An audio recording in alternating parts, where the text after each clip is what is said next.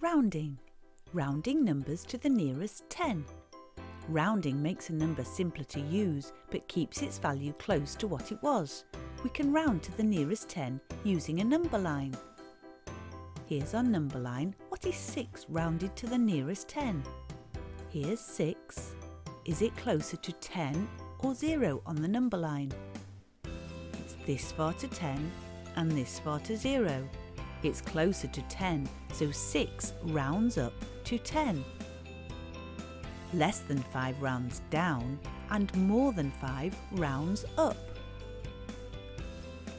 What's 3 rounded to the nearest 10? Here's 3. Is it closer to 10 or 0 on the number line? Here to 10, here to 0. It's closer to 0, so 3 rounds down to 0. What about 5?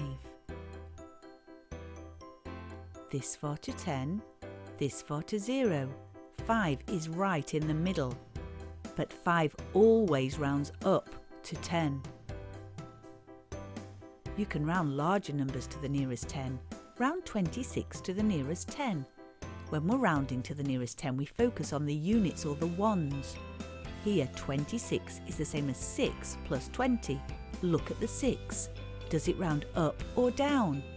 It's closer to 10 than to 0, so 6 rounds up to 10.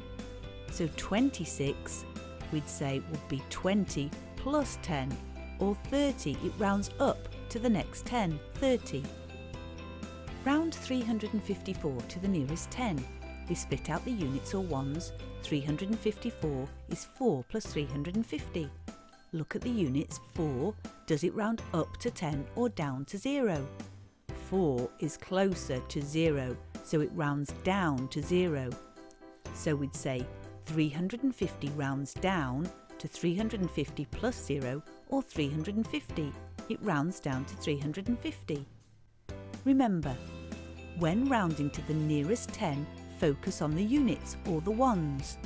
If the units are less than 5, we round down. If the units are more than 5, we round up. If the units are exactly 5, we also round up.